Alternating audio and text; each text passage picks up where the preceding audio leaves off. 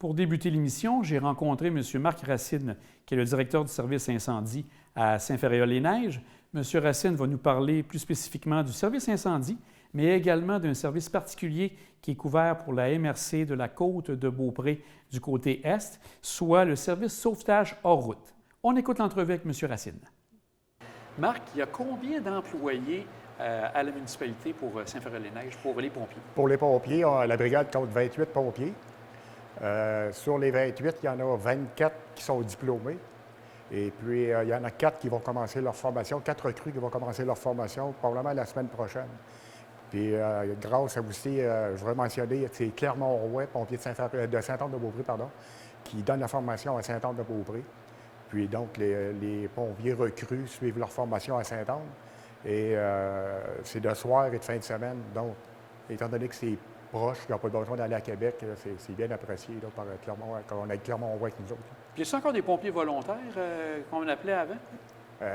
Non, parce qu'on disait dans le temps pompiers volontaires, dans le temps qu'il y avait des pompiers volontaires, il n'y avait pas de formation, ou presque pas, ça a commencé tranquillement. Maintenant, les pompiers, on les appelle les pompiers à temps partiel parce qu'ils ont une formation, qui sont reconnus, sont diplômés. Donc, la seule différence, c'est qu'ils ne sont pas à temps plein. Okay. Mais ils ont une formation, donc c'est pas unique à Saint-Ferréol, c'est partout sur la côte de Beaupré. Les pompiers sont formés puis sont compétents, il n'y a pas de problème. Je vois que vous avez une grande caserne. Vous avez combien de camions en tout à Saint-Ferréol? À Saint-Ferréol, on en a 4. Okay. On a 4 camions, on a 4 portes. On a une unité d'urgence, on a l'autopompe, on a une citerne et un camion de service là, qui part en premier sur le feu. En tout et partout, vous avez combien d'interventions en moyenne par année des pompiers? Si on parle l'année dernière, on a eu 80 interventions à Saint-Ferréol. Et tu me parlais aussi que pour intervenir sur les incendies, vous avez un service qui s'appelle Survie mobile. Peux-tu m'en parler un peu de ce service-là? Exact. Survie mobile, tous les services incendies, encore là, de la MRC, sont équipés de ça. C'est une application qu'on a. Tantôt, on montrera peut-être l'écran à l'intérieur de la caserne. C'est une application qu'on a sur notre cellulaire, que les pompiers, quand il y a une alerte, l'application se met à sonner. Donc, ils ont le choix. À l'écran, il apparaît 4 choix. Soit qu'ils se dirigent à la caserne, soit qu'ils se dirigent directement sur les lieux de l'intervention, ou ils sont occupés, ils ne peuvent pas venir sur l'intervention, ou qu'ils peuvent venir sur aggravation. Lorsqu'ils font un choix, s'ils disent « je m'en vais à la caserne » ou « je m'en vais sur les lieux », sur l'écran, moi, ça m'indique qui s'en vient à la caserne, qui s'en va sur les lieux. Donc, je peux quantifier le nombre de pompiers que je vais avoir pour l'intervention. Ils sont géolocalisés. On sait comment ça va prendre de temps pour se rendre à la caserne. Donc, okay. Je sais exactement c'est quoi l'effectif que je vais avoir. Si ce n'est pas assez suffisant, à Saint-Ferréol, on fonctionne qu'on demande l'entraide de Beaupré ou l'entraide de Saint-Hyacinthe-des-Caps, selon si c'est à l'ouest ou à l'est. Et quand ils se dirigent directement au lieu d'incendie, ils partent avec leur propre véhicule à ce moment-là? Exact. Puis leur équipement est dans l'unité d'urgence. Donc, quand ils arrivent sur l'intervention, ils s'en vont dans l'unité d'urgence, ils endossent leur équipement, et puis ils se présentent à moi ou à mon directeur adjoint, si je ne suis pas là, pour avoir les consignes là, pour l'intervention. C'est ça. Donc, quand ils arrivent, il faut bien comprendre, quand ils arrivent sur place, ça veut dire que toi, tu es parti avec un groupe qui sont partis de la caserne. Exact. Il y a les gens qui sont sur place, qui sont arrivés en voiture. Exact. À ce moment-là, c'est à toi et à ton adjoint qui doivent se présenter pour dire « on est là ». Comment ça fonctionne? Exact. Bien, moi, je sais déjà qu'ils sont là avec l'application de Survie mobile. Okay. Donc, ils n'ont pas le droit de faire aucune intervention. Ils attendent que les véhicules d'urgence arrivent sur les lieux. Quand on est arrivé sur les lieux, là, ils peuvent aller s'habiller. Parce que si on n'est pas habillé, on n'a pas le droit de faire d'intervention, puis on n'a pas le droit de se présenter à la résidence.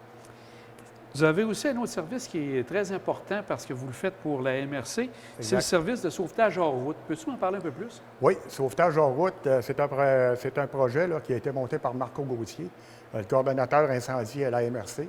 Et puis, il y a eu une subvention du gouvernement qui a permis à la MRC de s'équiper en sauvetage hors route avec des équipements quand même assez performants. Là. Donc, on a eu l'équipement.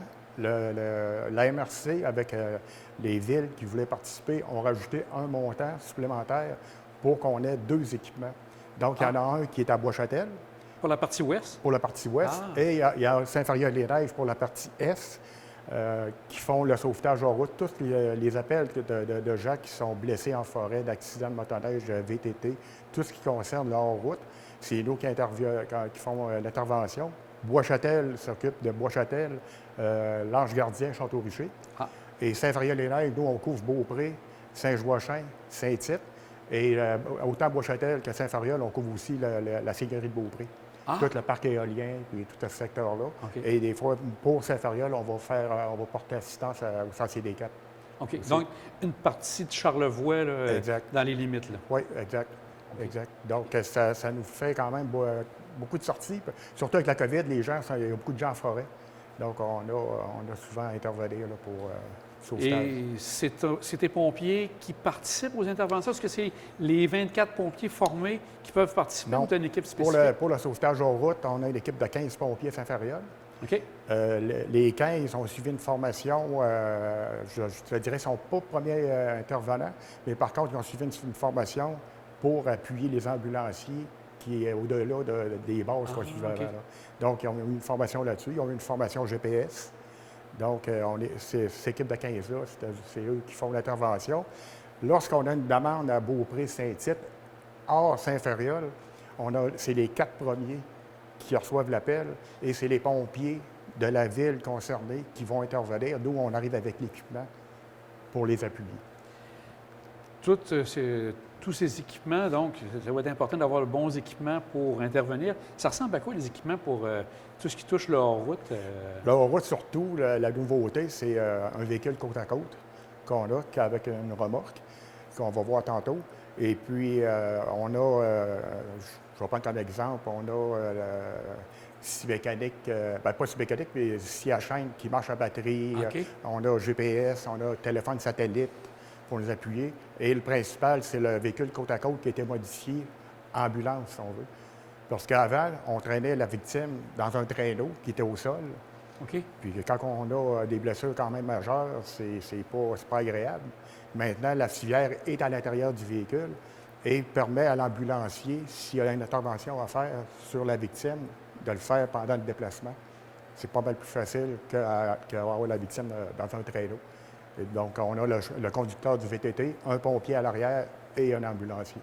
Je te pose la question aussi, parce que s'il arrive des interventions un peu plus difficiles, est-ce que vous avez des liens avec des gens qui ont des hélicoptères, des éléments comme ça ou ça? Est-ce que c'est arrivé par le passé? Oui, Sûreté du Québec.